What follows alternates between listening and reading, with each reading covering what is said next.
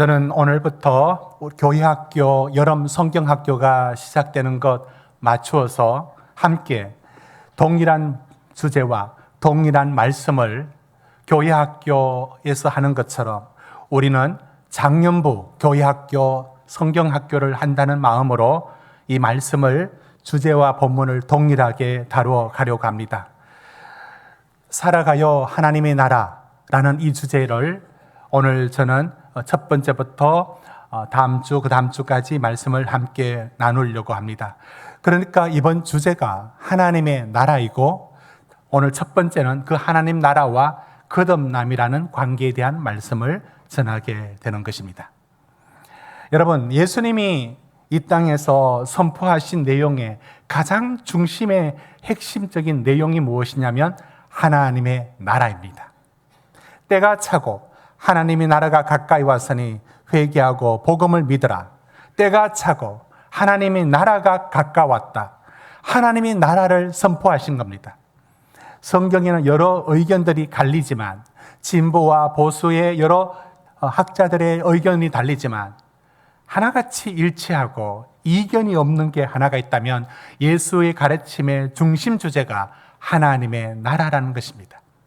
여러분, 하나님의 나라는 저 천국이 아니고 이 땅에서 이루어지는 것이고 하나님의 나라는 보이지 않는 하나님이 이 땅에 어떻게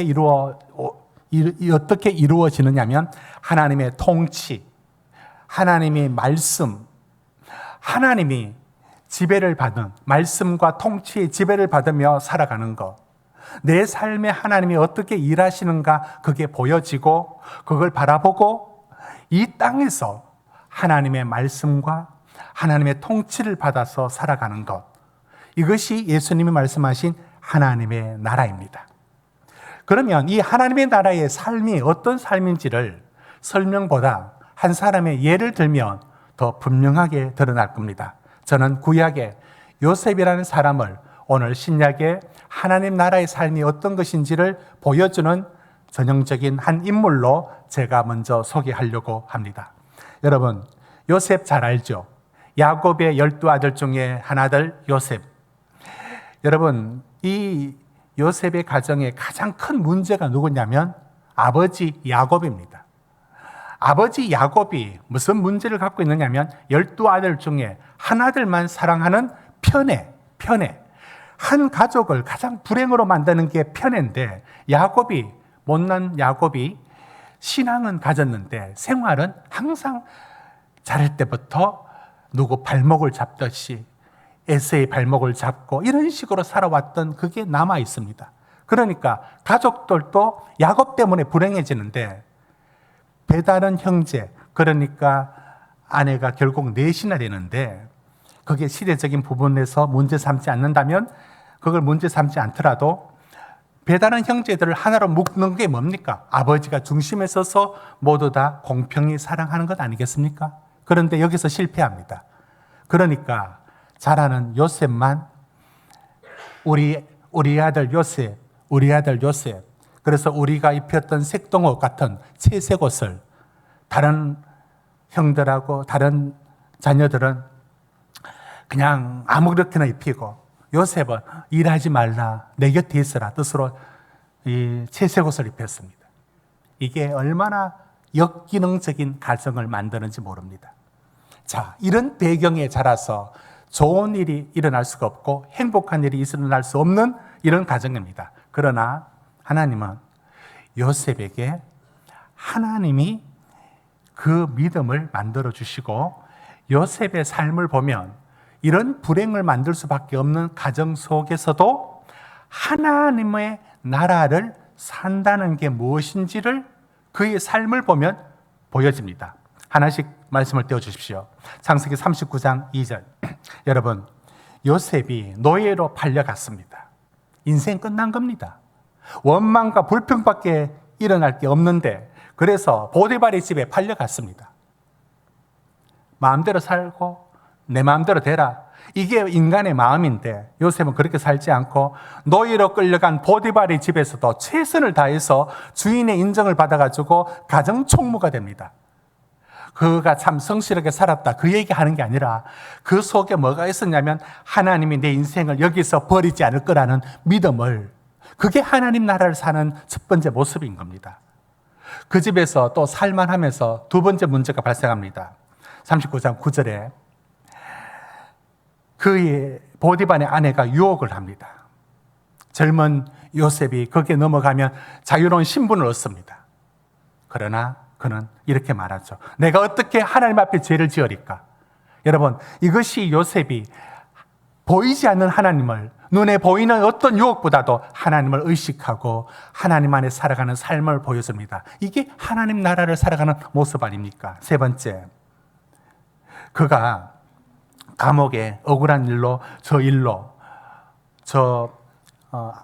그 보디발의 아내의 유혹을 거절했다는 일로 이렇게 검은 보자기 이 억울하게 덮어 씌워서 감옥에 갔습니다. 근데 감옥에 가서도 어떻게 살아가느냐면, 여러분 39장 23절에 보면 간수장, 감옥에서도 인정을 받아요. 여러분, 죄수가, 노예가 팔려와 가지고 죄수로 죽어나간, 아무도 관심 안 갖습니다. 그 캄캄한 감옥에 어떻게 죽어나가도 관심 안 갖습니다. 그런데도 자기는 거기서도 하나님을 의지하고, 그게 뭐로 드러나느냐면 거기서 최선을 다합니다. 여러분, 죄수가 최선 다할 게 뭐가 있습니까? 뭐가 하면 최선 일입니까? 그러나 그의 삶에 최선을 다하는 게 간수장의 눈에 띄어서 그에게 모든 일을 맡깁니다. 이것을 성경은 여호와께서 요셉과 함께 했다라고 말을 하는데, 그 삶이 언제나 하나님을 의지하는 삶이었습니다. 그것뿐입니까? 그가 꿈을 해몽했죠. 40장 8절에는 이것이 자신의 실력과 능력이 아니라고 언제나 하나님의 은혜의 편의 이야기를 돌릴 줄 압니다. 그런가 하면 여러분, 그가 총리가 되었어도 41장 39절에 보면 하나님의 일을 감당하듯이 합니다. 여러분, 그런가 하면 성공해도 그는 하나님을 잊지 않습니다. 여러분, 창세기 50장 20절에 보면 형들에게 팔려갔지만 그걸 원망으로는 풀지 않고 당신들은 나를 해하려 했으나 하나님은 그것을 선으로 바꾸었다. 여러분, 이것이 하나님 나라를 볼 줄 알고 하나님 나라를 사는 사람이 저런 삶을 삽니다. 눈에 보이는 게 아니라 하나님이 내 인생을 붙들고 이 일을 통해서도 이루어 가시는 하나님의 일을 볼 줄 아는 겁니다. 여러분, 이것이 하나님 나라를 사는 것입니다. 지금 제가 먼저 드린 이야기는 하나님 나라가 무엇이냐면, 하나님 나라는 이 땅에 내가 살아갈 때 세상의 방식과 내 욕구와 욕망이란 이 두 가지가 항상 나를 이끌어 갑니다. 그런데 하나님의 나라를 산다는 게 뭐냐면 하나님의 말씀과 하나님의 통치와 예배 중에 임하신 하나님을 쫓아서 내 인생을 보고 그분을 인도를 쫓아 그분을 의지하며 때로는 그렇지 않는 현실 속에서도 그분을 바라보고 사는 것, 이게 하나님 나라를 사는 겁니다. 여러분이 믿음으로 살려고 하는 거, 바로 그게 하나님 나라를 사는 겁니다. 그런데 오늘 말씀은 이 하나님 나라를 살아가는 일이 어디서 출발하느냐? 여러분, 완성이 아니고 이건 시작입니다. 어떻게 시작하느냐? 그러니까 이 하나님의 나라를 공부 많이 한다고 보여지거나 수련을 많이 한다고 보여지거나 어떤 종교의 실력을 기른다고 보여지는 게 아니라, 이건 하나님이 우리에게 하시는 일이 출발이 있어야 그 다음 우리의 노력들이 더해져야 되는데, 오늘 얘기는 출발을 얘기합니다. 그럼 그 얘기의 출발을 어떻게 하는지가 오늘 본문입니다. 여러분, 이제 성경책에 눈을 돌려주십시오. 1절 보십시오. 니고데모가 있습니다. 아주 존경받는 유대인 지도자였습니다. 그는 소속이 사내들인 공회에 있었고, 그래서 바리새인에 속해 있었습니다.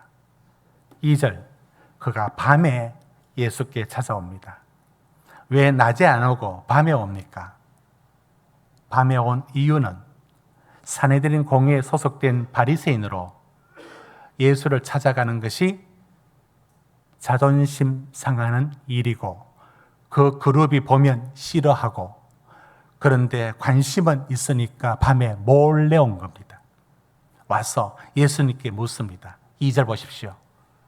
예수님, 그를 선생이라 부르죠. 랍비요. 당신이 하는 일, 무슨 일이냐면 표적. 그게 어떤 표적이냐? 죽은 자를 살리고 귀신을 쫓아내고 병자를 낫게 하는 이 표적을 내가 봐서는 내 양심이 솔직히 인정하는데 이거 하늘로부터 온 거 아닙니까? 이 표적이 어디서부터 왔습니까? 라고 표적이 어디서부터 왔는지를 물었던 겁니다. 그러자 예수님이 3절에 이렇게 대답합니다. 여러분 우리 3절을 같이 읽도록 합시다. 3절 시작. 예수께서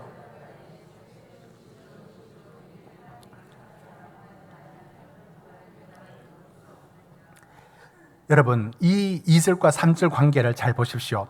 니고데모가 물었던 것이 뭐냐면 죽은 자 살리고 병자를 낫게 하는 이 표적이, 이 기적이 어떤 의미가 있을 텐데 그게 니고데모의 실력에서 물을 수 있는 게 뭐냐면 이게 하늘로부터 왔다면 자기가 속속되어 있는 바리새인들과 산헤드린 공회가 다 싫어하는 예수를 자기는 다시 보겠다는 지식인으로서 아주 용기 있는 결단인 거예요. 그런데 질문의 한계가 뭐냐면 이 기적이 어디서부터 왔느냐? 하늘로, 하나님으로부터 왔다면 예수를 다시 받아들여야 되지 않을까라는 용기 있는 발걸음이에요.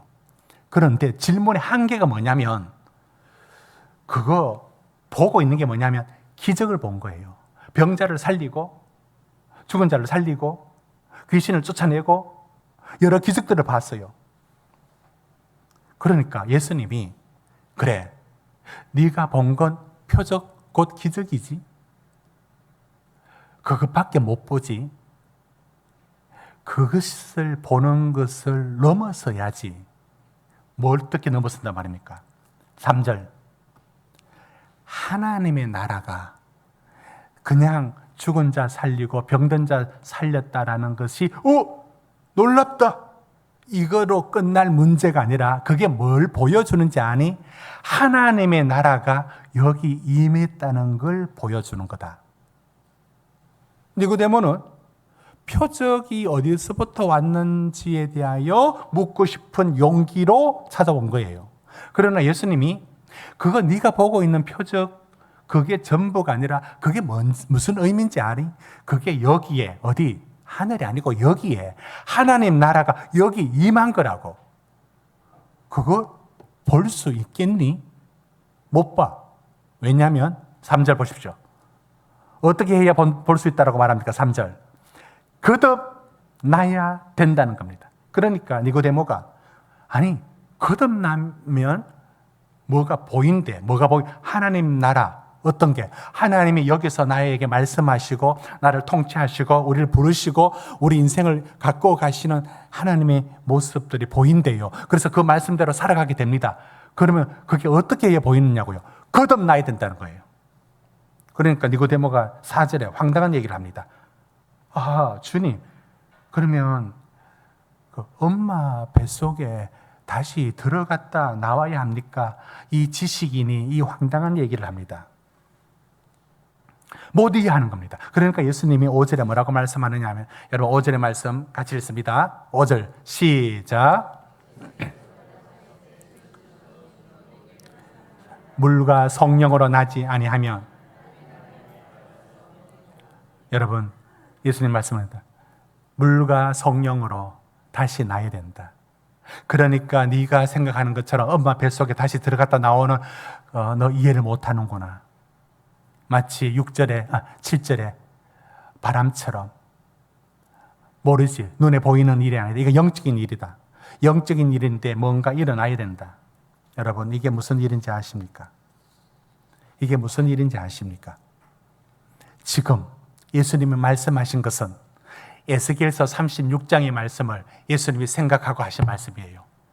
에스겔서 36장 25절에서 27절 말씀 읽어보겠습니다.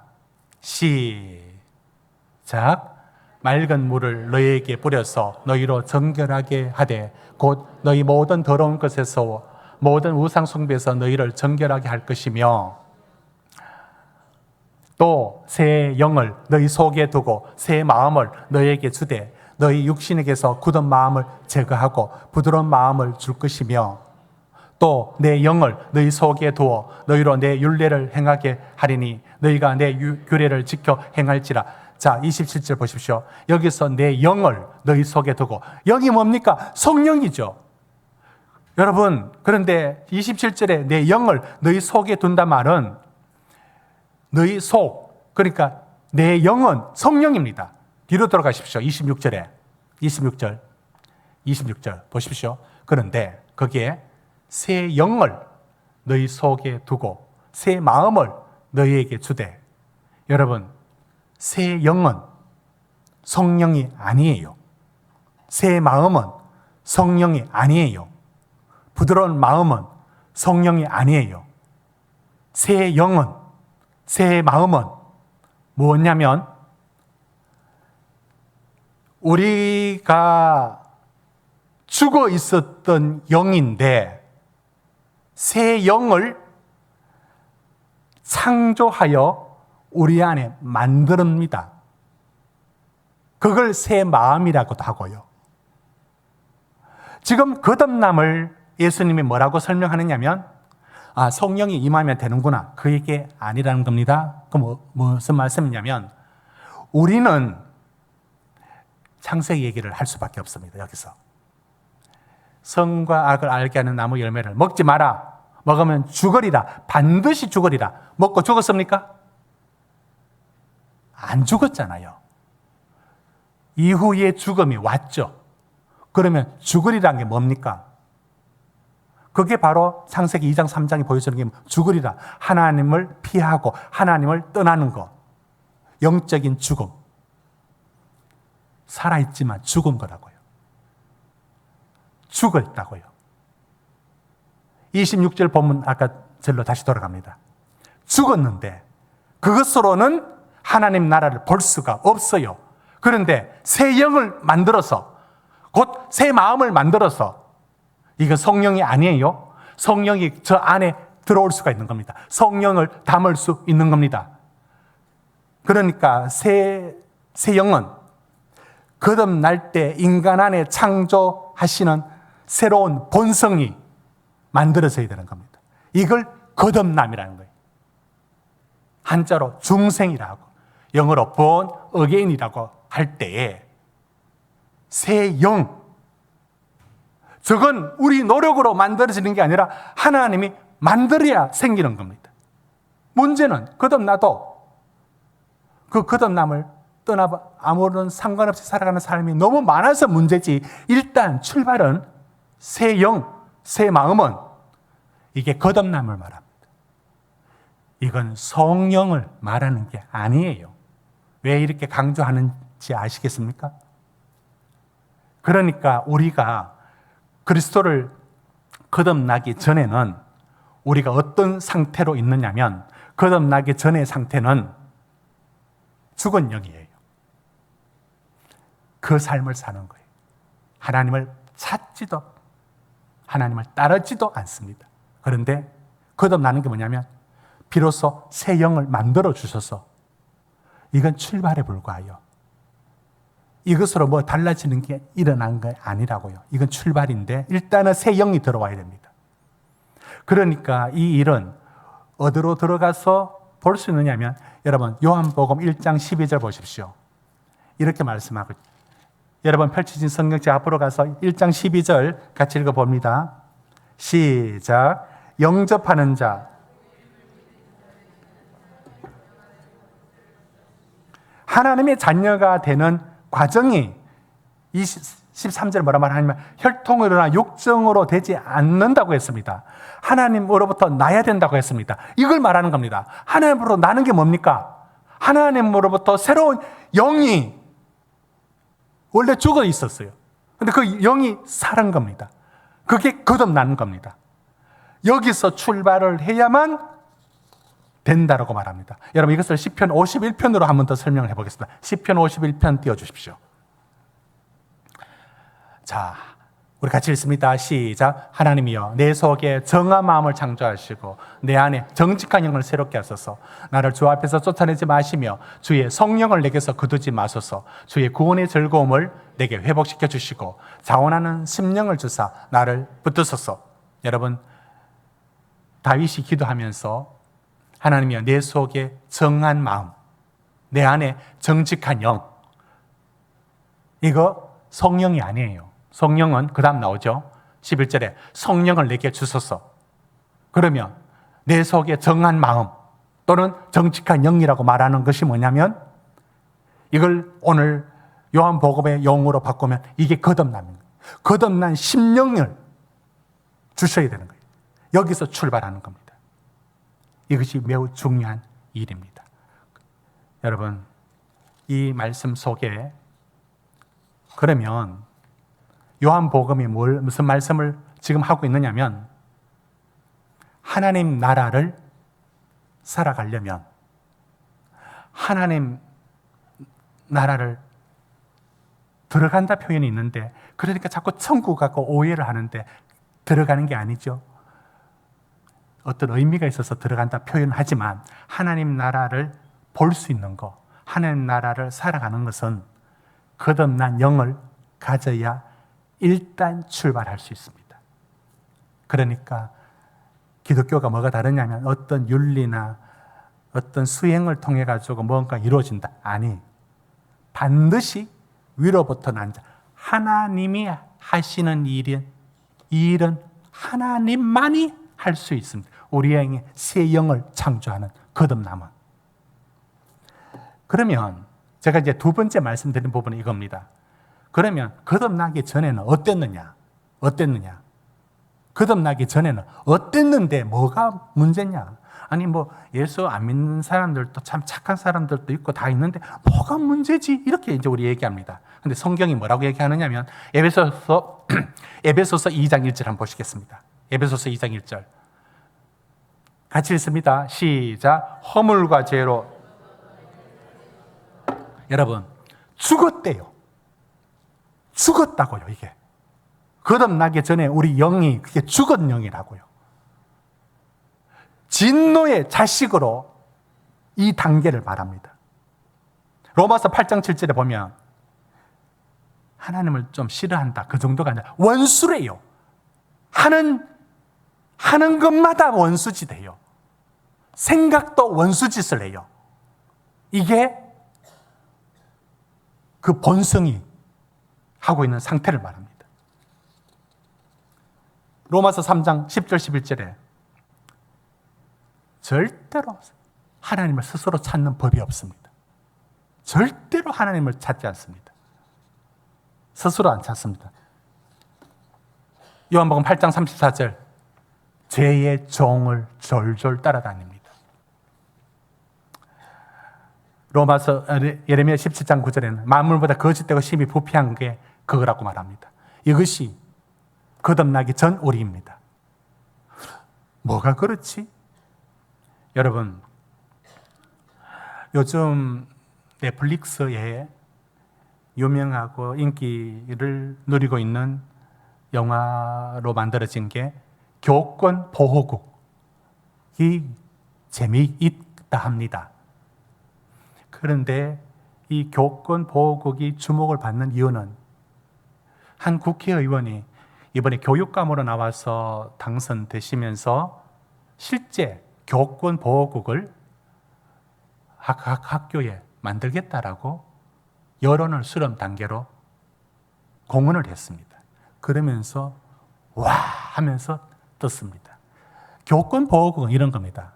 지금 공교육이 무너져서 선생님 뭐라 하면은 애들 휴대폰 들고 이렇게 찍으려고 들고 말을 들어먹지를 않죠. 또 서로 간에 일진이 아이들 괴롭히고 이런 무너진 공권력을 어떻게 하느냐면 영화니까 특전사 출신을 법적으로 그 반에 보내가지고 어떤 체벌을 해도 상관하지 않는 그런 스토리입니다. 그래서 그 아이를 괴롭히고 또 옥상에서 떨어져 죽게 한 아이의 그 가해자들을 선생님 편도 아니고 애 편도 아니고 오직 피해받은 아이들 입장에서 보복을 해줍니다. 아주 사이다다라고 말할 만큼 보면 시원하고 한편 봤는데 시리즈 같은데 그렇습니다. 여러분은 찬성하십니까? 여러분은 반대하십니까? 찬성하면 뭐 때문에 찬성하고 반대하면 뭐 때문에 반대합니까? 한편 찬성하고 싶은 마음이 있습니다.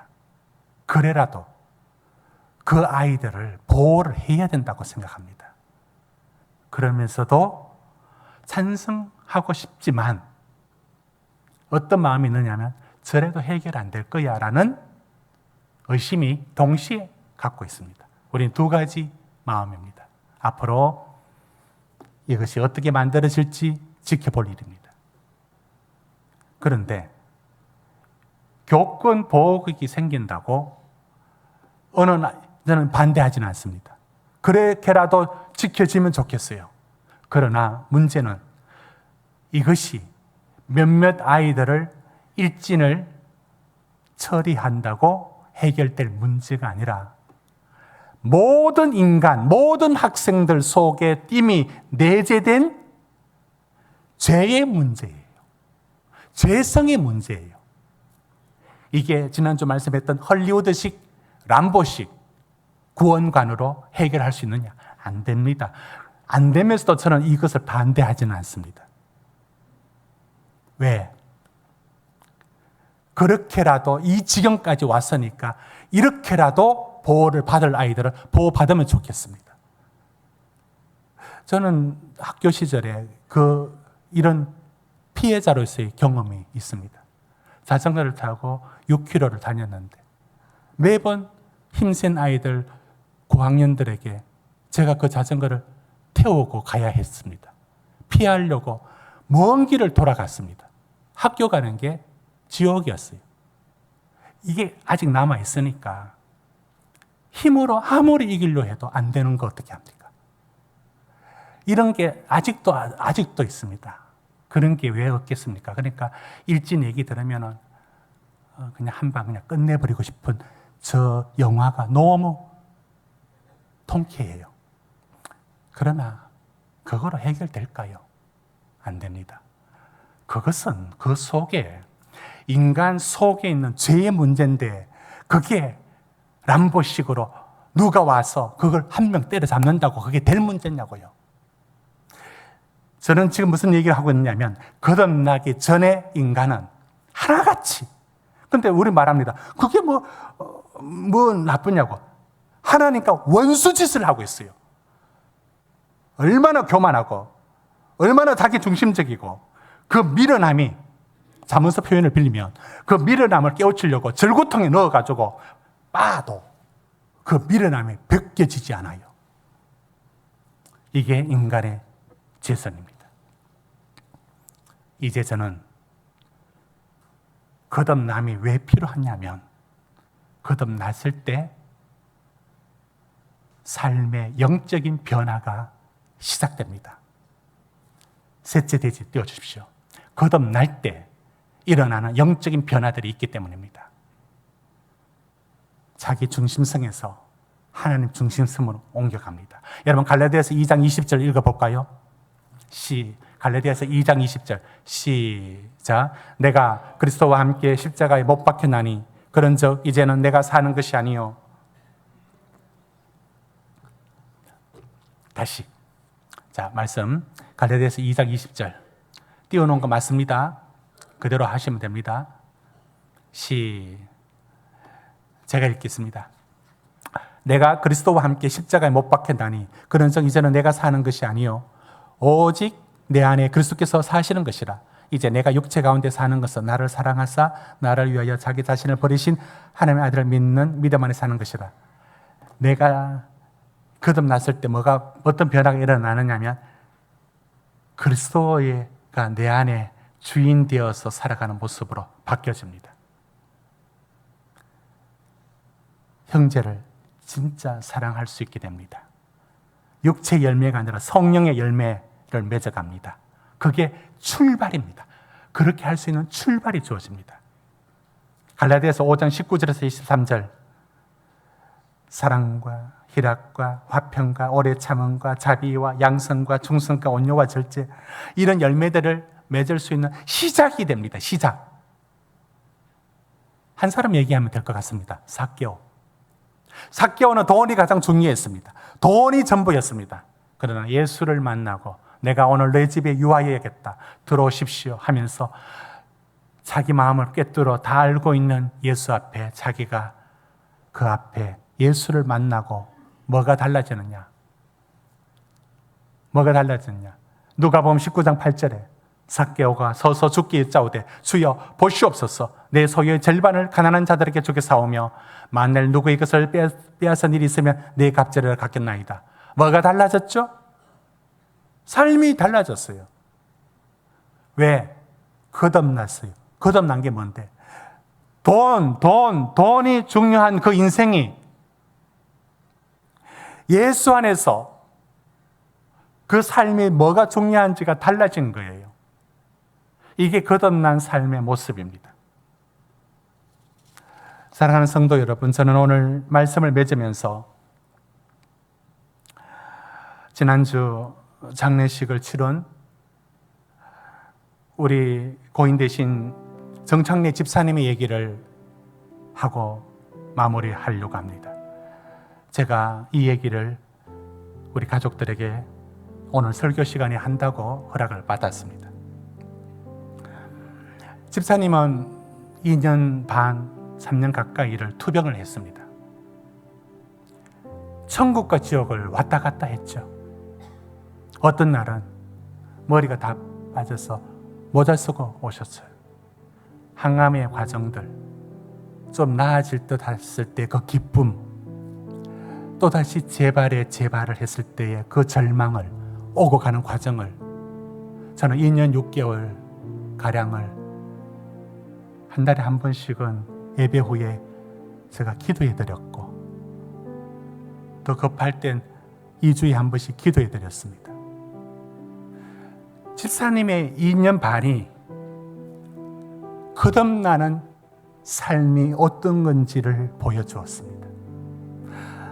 출발은 나올 때 가족들 아내가 가자니까 나왔어요. 믿음이라는 게 하나도 없었어요. 그런데 이 투병 과정 속에 제가 밤낮 기도의 책자를 별도로 한 권 더 복사해서 드렸습니다. 기도하면서 하루에 수십 번 기도하면서 관악산에 올라갈 때 들고 가서 그거를 수백 번 기도하고 하면서 그 집사님의 서서히 변화가 일어났어요. 병에서 기적만이 기적이 아니에요. 그 속에 거듭남의 역사가 어떻게 일어났냐면 하나님을 의지할 때 평안하다고, 하나님이 자기를 지켜준다는 그 힘 하나로 투병을 해왔습니다. 마지막 임종 예배로 갔을 때 마지막에 제가 이렇게 기도했어요. 귀에는 분명히 들리고 있었어요. 말문은 닫고 눈으로 말씀을 하고 있는 듯 했습니다. 집사님, 걱정할 거 없습니다. 가마득하게 멀어지는 느낌이 있죠. 뭔가 멀리 가는 느낌이 있죠. 두려워하지 마십시오. 제 손은 집사님을 못 붙들어 주지만 주 예수께서 당신의 손을 잡고 갈 것이니까 걱정 말고 따라가시라고 끄떡였어요. 그 눈빛이 너무 많은 말을 하고 있었어요. 저는 그 집사님이 영원히 거듭나 하나님 나라를 보고 그 하나님 나라를 이 땅에 살 시간은 없었지만 천국으로 바로 가는 여정을 가족들에게 어떻게 남겼느냐면 마지막에 아기 같은 웃음으로 편안하게 눈을 감으시고 그걸 유족들에게 하나님이 선물로 위로해 주셨고, 장례식에 빈소에서 자던 가족 한 사람이 꿈을 통해서, 그 꿈이 이런 겁니다. 사계절의 꽃이 활짝 펴 있는 곳으로 고인이 가는 거예요. 그러니까 꿈을 꾼 사람이, 매영 어디 가는 거야? 나 좋은 데 가. 그러면서 차를 타고 그 찬란한 말할 수 없는 아름다운 사계절 꽃이 펴 있는 곳으로 가더랍니다. 나도 같이 가야지.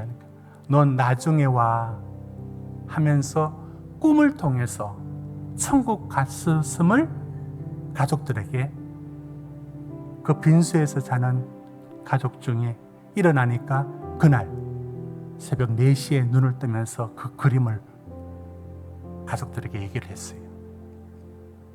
하나님 품에 분명히 안겼습니다. 거듭났습니다. 거듭난 영이 주께로 갔습니다. 거듭난 영이 주께로 갑니다.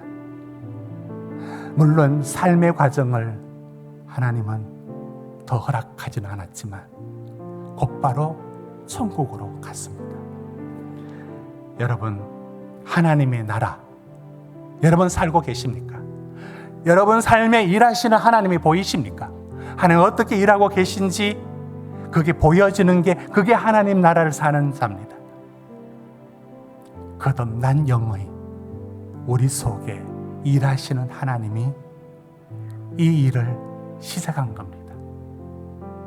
이것이 오늘 우리 교회학교의 여름 성경학교 메시지이고, 우리 장년부 대신 오늘 우리들도 함께 받은 메시지입니다. 하나님 나라를 살아가십시오. 이 땅에서 하나님이 무슨 일을 어떻게 하는지를 여러분이 거듭난 심령을 쫓아 살아가시기를 주의 이름으로 축복합니다.